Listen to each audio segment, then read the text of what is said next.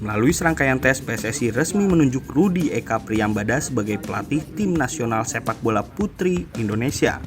Rudi dianggap sosok tepat setelah mampu memukau tim penjaringan yang diisi Direktur Teknik Indra Syafri hingga penasihat teknis Dan Nurwindo. Usai terpilih sebagai nahkoda Garuda Pertiwi, Rudi langsung memasang target memperbaiki posisi timnas sepak bola putri Indonesia di level Asia Tenggara. Lolos fase grup Piala AFF menjadi tujuan, sementara untuk SEA Games Rudi berharap timnya mampu mempersembahkan medali. Sebagai langkah awal, pelatih yang pernah berkarir di Bahrain dan Australia ini akan segera melakukan perekrutan staf dan pemain. Rudi memiliki program TC jangka panjang untuk menggembleng tim.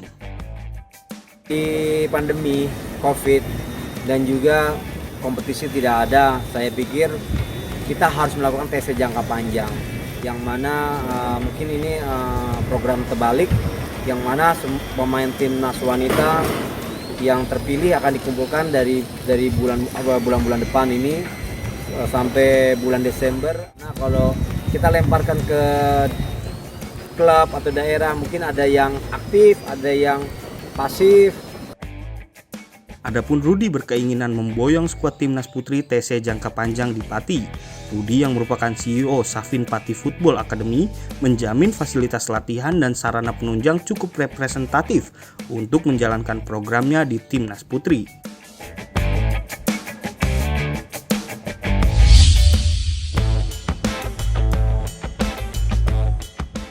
Enam bulan jelang digelarnya Olimpiade Tokyo 2021, kabar kurang sedap mulai menerpa.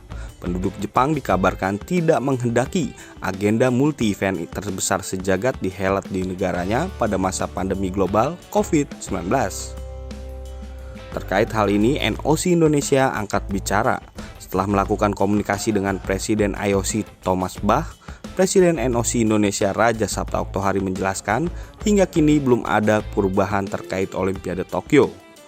Olimpiade akan tetap digelar mulai 23 Juli. Presiden Thomas Bach menyampaikan bahwa terkait dengan isu-isu yang berkembang di luar, IOC dan juga NOC Jepang telah memastikan bahwa Olimpiade Tokyo akan dibuka pada tanggal 23 Juli. NOC Indonesia juga memastikan ada 2 event internasional yang terpaksa dibatalkan, yakni Asian Beach Games yang sebelumnya dijadwalkan mentas di Tiongkok bulan April, serta Asian Indoor and Martial Arts Games yang harusnya digelar bulan Mei di Thailand. 2 event ini ditunda dengan alasan pandemi global COVID-19.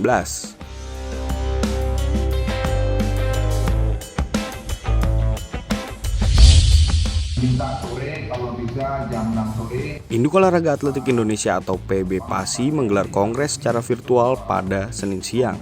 Selain laporan pertanggungjawaban pengurus, agenda besar kongres yakni pemilihan ketua umum periode 2021-2025. Sesuai prediksi, Menko Maritim dan Investasi Luhut Binsar Panjaitan melenggang mulus sebagai ketua umum PB PASI periode 2021-2025. Luhut didukung penuh 34 pekprov yang hadir dalam kongres ini. Sebagai ketua umum PB PASI terpilih, Luhut mengaku siap memimpin PB PASI yang identik dengan Bob Hasan. Legasi yang ditinggalkan Bob Hasan akan diteruskan guna memajukan PB PASI. Luhut juga mengaku siap jika harus mengakomodir kebutuhan PB PASI dan atlet, termasuk terkait urusan dana.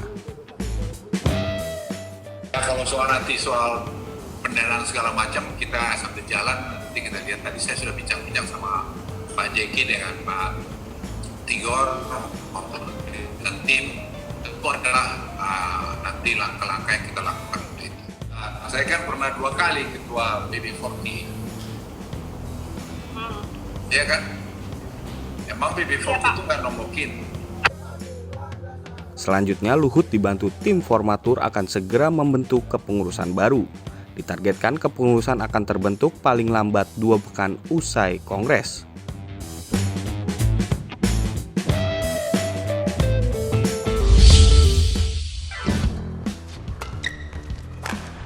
Anthony Sinisuka Ginting berhasil lolos ke tur penutup World Tour Finals 2020 usai pencapaiannya di 2 ajang Super Series di Thailand 2 pekan lalu.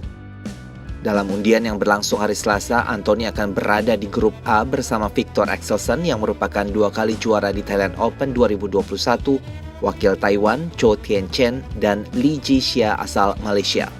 Anthony akan mengawali laganya menghadapi Viktor Axelsen pada hari Rabu. As we can see in the last 2 tournaments, like last 2 weeks, he played very well and then he can win 2 titles in a row. So I think he is in the best performance. So I try to maintain about the physical and mentally. So and then try to learn again about my last match with Axelsen, and then I will watch the video about him also, and then try to prepare well for my tomorrow match. So yeah, I will try to enjoy the match tomorrow. Selain di nomor tunggal putra, Indonesia juga berhasil meloloskan 1 wakilnya di nomor ganda putra dan ganda putri, serta 2 wakil di nomor ganda campuran.